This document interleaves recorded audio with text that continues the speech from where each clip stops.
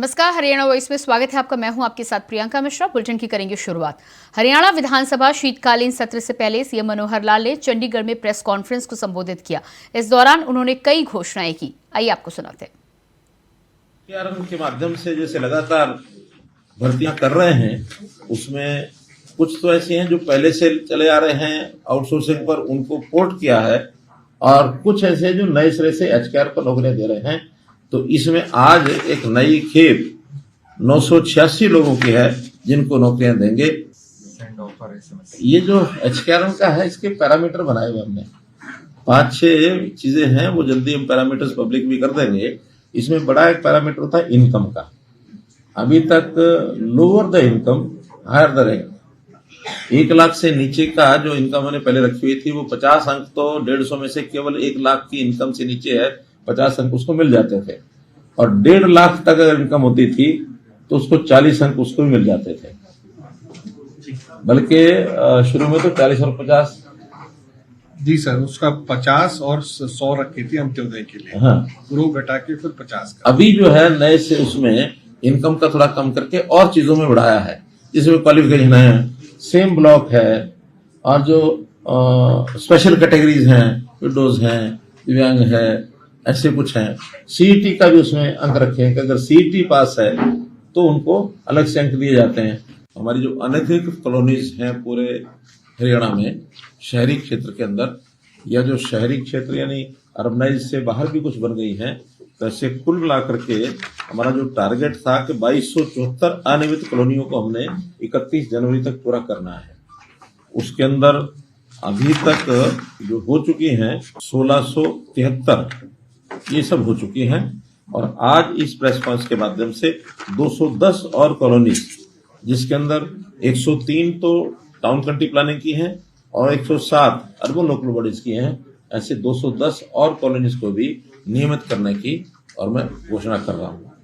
इन 210 में अधिकांश जो ज्यादा संख्या के जिले हैं, जैसा सिरसा है 37, पलवल 38, कुरुक्षेत्र 35, रोहतक 20, जींद 16, बाकी सब 10 के आसपास हैं।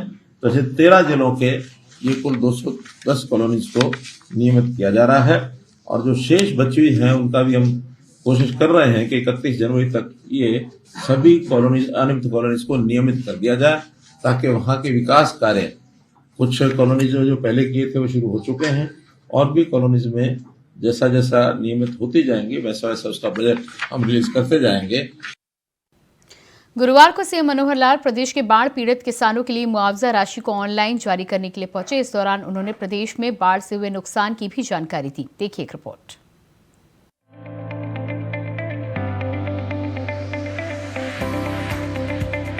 हरियाणा किसानों का प्रदेश है। इस बात को प्रदेश के मुखिया मनोहर लाल बखूबी जानते हैं। लिहाजा किसानों के हितों में लगातार सीएम मनोहर लाल फैसले लेते रहे हैं। इस कड़ी में अब मुख्यमंत्री मनोहर लाल ने किसानों की बाढ़ के कारण हुई परेशानियों का समाधान करते हुए नुकसान के मुआवजे का वितरण ऑनलाइन शुरू कर दिया है। इस कड़ी में जुलाई 2023 में राज्य के 12 जिले अंबाला, फतेहाबाद, फरीदाबाद, कुरुक्षेत्र, कैथल, करनाल, पंचकुला, पानीपत, पलवल, सोनीपत, सिरसा और यमुनानगर के 1469 गांव और 4 शहरों को बाढ़ प्रभावित घोषित किया गया था। गुरुवार को इन इलाकों में फसल खराब के लिए 34,511 किसानों को 97 करोड़ 93 लाख रुपए की राशि दी गई है। इनमें 49,197 एकड़ का वो क्षेत्र शामिल है जिसमें दोबारा बिजाई कर दी गई। ऐसे क्षेत्र के लिए 7,000 रुपए प्रति एकड़ की दर से मुआवजा देने की घोषणा की गई है। क्षतिपूर्ति पोर्टल पर जो हमने मुआवजे की रजिस्ट्रेशन कराई थी, खास करके जो बाढ़ आई थी, तो जो बाढ़ आई थी उस बाढ़ के समय कई प्रकार का मुआवजा ये हमने घोषणा की थी, जिसके अंदर जो 11 अक्टूबर 2023 को भी हमने जो 5 करोड़ और 96 लाख ये मुआवजा, जिसमें पशुधन है, घर है, वाणिज्यिक संपत्तियां आदि, को कपड़े बर्तन इनकी जो क्षति थी ये पहले कर चुके हैं। आज जो फसलें हैं, फसलों का जो खराबा हो गया था, उस फसलों के खराबे को कपास का छोड़कर, क्योंकि कपास वाला अभी उसका चल रहा है उसका सर्वे, और जो कि 23 नवंबर तक पोर्टल खुला था कपास के लिए, उसमें सब लोगों ने भर दिया है। इसमें 31 दिसंबर तक कपास का हो जाएगा, लेकिन कपास को छोड़ करके बाकी जिन्होंने दोबारा बिजाई की थी अथवा जो लॉस 25% से लेकर 100% के बीच में आकलन किया गया है, उसका 97 करोड़ और 89 लाख लगभग 98 करोड़ रुपया इसको आज जारी करने के लिए मैं घोषणा करता हूं। और ये सब अभी जो है इसको बटन के माध्यम से और सबको ऑनलाइन ये भेज दिया जाएगा, और ये सबको आरटीजीएस के माध्यम से उनके खातों में और ये भेजा जा रहा है। उसमें जो जिन जिलों में ज्यादा मुआवजा दिया गया है 10 करोड़ से ऊपर है, खास करके अंबाला जिला 12 करोड़ 81 लाख, फतेहाबाद 18 करोड़ 65 लाख, कुरुक्षेत्र 26 करोड़ 94 लाख, पलवल 5 करोड़ 40 लाख, 10 से ऊपर नहीं है, 5 ही है, यानी 10 करोड़ से ऊपर है। 3-4 जिले ये हैं जो मैंने बताए हैं, अंबाला, फतेहाबाद, कुरुक्षेत्र, ये जो है 10 जिले। बाकी कहीं 5 करोड़ 6 करोड़ 2 करोड़। एक गुरुग्राम जिला ऐसा है जहां इस प्रकार का कोई लॉस बाढ़ के द्वारा नहीं हुआ है, बाकी सभी 21 जिलों में हुआ है। इसके अलावा सीएम मनोहर लाल ने बताया कि ग्रामीण क्षेत्र में पशुधन घरों वाणिज्यिक संपत्ति की क्षति के लिए 5 करोड़ 96 लाख की राशि 11 अक्टूबर को उनके खाते में डाली गई। शहरी क्षेत्र में वाणिज्यिक संपत्तियों का नुकसान के 6 करोड़ 70 लाख रुपए की राशि अनुमोदित की गई। बाढ़ में जान गंवाने वाले 40 लोगों के परिजनों को 1 करोड़ 60 लाख रुपए की राशि दी गई। बाकी 7 लोगों का सत्यापन किया जा रहा है। शहरी क्षेत्रों के अंदर जो कमर्शियल जितने भी एस्टेब्लिशमेंट थी उनका नुकसान हुआ था, उसका सर्वे करने के बाद मोटे रूप से सर्वे हो चुका है, लेकिन अर्बन लोकल बॉडी उसको साथ साथ मैनुअली उसको देना उन्होंने जारी कर दिया है। वो भी 6 करोड़ 70 लाख रुपए बना है, और कुल मिलाकर के 40 लोगों का देहांत हुआ था, उनको भी 1 करोड़ 60 लाख रुपए पहले हम दे चुके हैं। 7 लोग अभी ऐसे भी हैं जिनका सत्यापन होना भी बाकी है। कुल 47 डेथ हुई थी। तो ऐसा सब मिलाकर इस बाढ़ के कारण से 112 करोड़ 21 लाख रुपए का मुआवजा ये दिया गया है। किसान प्रदेश में किसानों के कल्याण के लिए सीएम मनोहर लाल सजग हैं और किसानों के कल्याण के लिए वो लगातार कड़े फैसले ले रहे हैं और ठोस कदम भी उठा रहे हैं, जिससे किसानों की आमदनी दोगुनी हो सके, जिसका लाभ किसानों को मिल रहा है। Bureau report, India voice.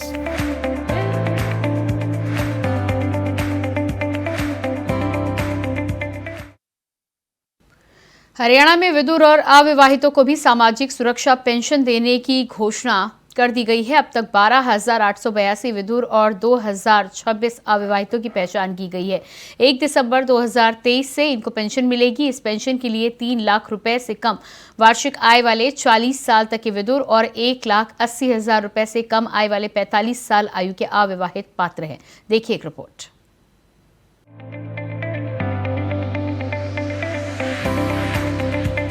देश में विधवा महिलाओं के लिए योजनाएं तो चलती हैं, लेकिन अविवाहितों और विधुरों के लिए कोई योजनाएं नहीं है। इस दिशा में हरियाणा के मुख्यमंत्री मनोहर लाल ने एक कदम उठाया है, जिसकी जानकारी देते हुए सीएम मनोहर लाल ने बताया कि विधुर और अविवाहितों को भी सामाजिक सुरक्षा पेंशन देने की घोषणा कर दी गई है। अब तक 12,882 विधुर और 2,026 अविवाहितों की पहचान की गई है। 1 दिसंबर 2023 को इनको पेंशन मिलेगी। इस पेंशन के लिए 3 लाख रुपए से कम वार्षिक आय वाले 40 साल तक के विधुर और 1,80,000 रुपए से कम आय वाले 45 साल के अविवाहित पात्र हैं। विधुर पेंशन योजना और अविवाहित पेंशन योजना, ये 2 योजनाएं घोषणा की थी। उसका भी 1 दिसंबर 2023 से वो फाइनल होकर के और डिपार्टमेंट ने उसको रिलीज करने के लिए फाइनल कर दिया है, क्योंकि ये 1 दिसंबर 23 से इनको पेंशन मिलेगी इस महीने की, और हमेशा जो पेंशन जिस महीने की होती है वो पेड इन नेक्स्ट मंथ होती है। तो दिसंबर की जो पेंशन होगी वो 7 जनवरी को जाएगी, जनवरी की पेंशन 7 फरवरी को जाएगी। तो आज इसका जो आंकड़ा है अभी जो वेरीफाई हो गया है, बाकी सर्वे चल रहा है, तो 12,882 विधुर और 2,026 अविवाहित, लेकिन संख्या इससे ज्यादा है क्योंकि अब इसका वेरिफिकेशन भी करना जरूरी होता है। कई बार व्यक्ति की जानकारी पूरी उपलब्ध होती नहीं है, विधुर भी कई बार दोबारा शादी करा लेते हैं, अविवाहित में भी कई बार होता तो ये हो कि हमारे पास अविवाहित लिखा है, शादी कभी हो जाए बीच में तो उसका भी करना पड़ता है थोड़ा वेरीफाई।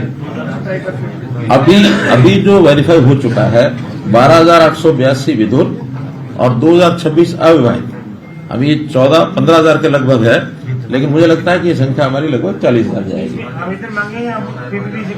अभी पीपी से कर रहे हैं, जब पीपी का कंप्लीट वेरिफिकेशन हो जाएगा फिर जो बचेंगे उसका हम आवेदन मांगेंगे। जैसे 3,000 रुपये है तो ये 15,000 रुपये लोगों का जो जाएगा, तो 3,000 का मतलब हिसाब लगा लें, 15-45 4.5 करोड़ रुपया महीना बढ़ेगा, आगे बढ़ेगा।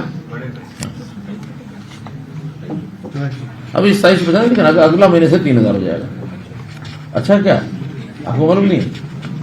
दिसंबर वो तो जनवरी वाली फरवरी में मिलेगी ना। हाँ, दिसंबर वाली तो अभी ये दिसंबर की 2,250, लेकिन जनवरी से जो आगे फरवरी मिलेगी वो 3,000। वो तो सभी का, जैसे ओल्ड एज, इसका एक पैमाना ये है कि ओल्ड एज पेंशन जितनी होगी उतनी ही पेंशन जितने भी कैटेगरीज हैं, चाहे विधुर है, विधवा है, चाहे उसमें कैंसर की है या और भी कई तरह की पेंशन ये ऐसी हैं, सामाजिक सुरक्षा पेंशन के अंतर्गत ये सारा मिलेगा।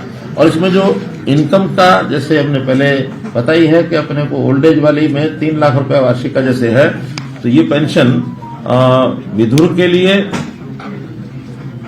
तो 3 लाख रुपया ही रखा है, क्योंकि विधवा के लिए भी 3 लाख है तो विधुर के लिए भी 3 लाख है वार्षिक है, लेकिन अविवाहित की वो 180 ही रखी है कि 180 से कम है तो उनको ये मिलेगी।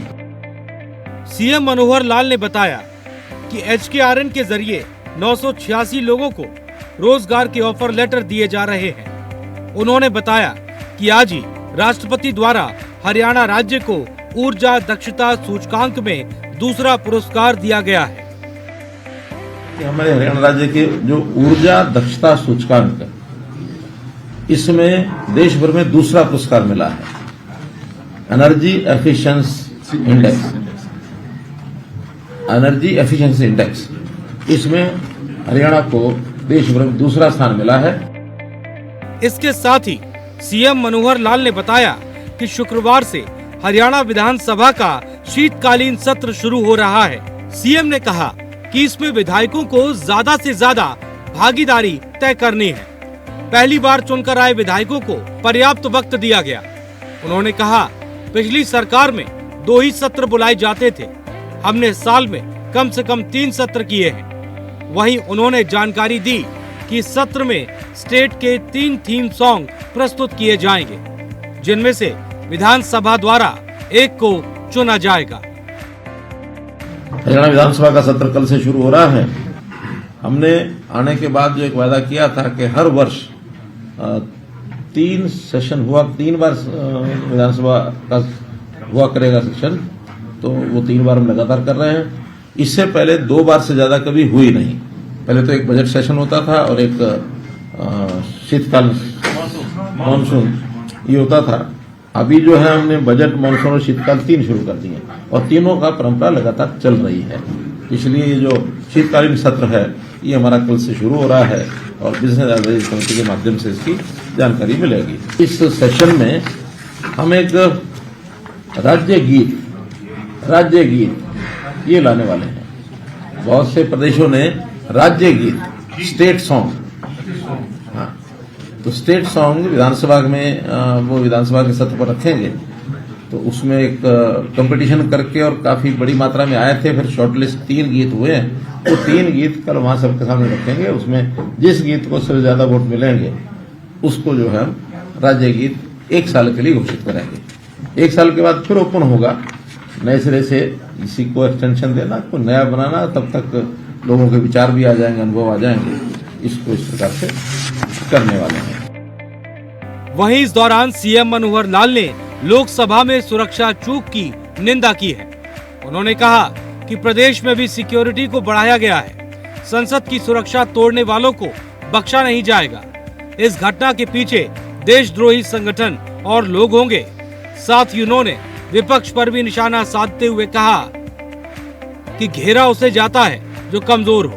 विपक्ष कोशिश करे, कोई हर्ज नहीं, क्योंकि विपक्ष के पास हमारे खिलाफ कुछ नहीं है। देखिए, एक बहुत दुर्भाग्यपूर्ण घटना हुई है कि जिस दिन पार्लियामेंट पर पहले अटैक हुआ था वर्षों पहले, और उसी की जो बरसी थी उसी दिन फिर ये प्रयत्न किया गया है। निश्चित रूप से इसके पीछे कोई ना कोई घिनौनी हरकत करने वाले देशद्रोही जो एक्टिविटी है, देशद्रोही लोग होंगे, देशद्रोही संगठन होंगे, और उसमें लोग पकड़े गए हैं।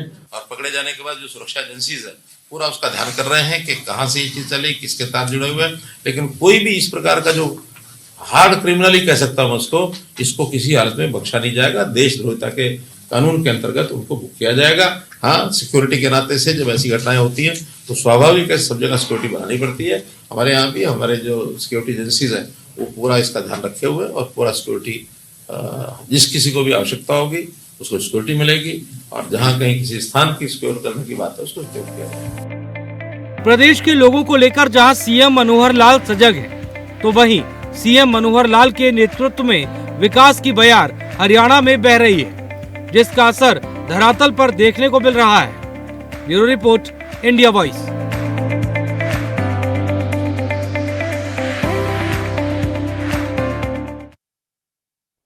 के साथ हरियाणा वॉइस में इतना ही। खबरों का सिलसिला जारी रहेगा। नमस्कार।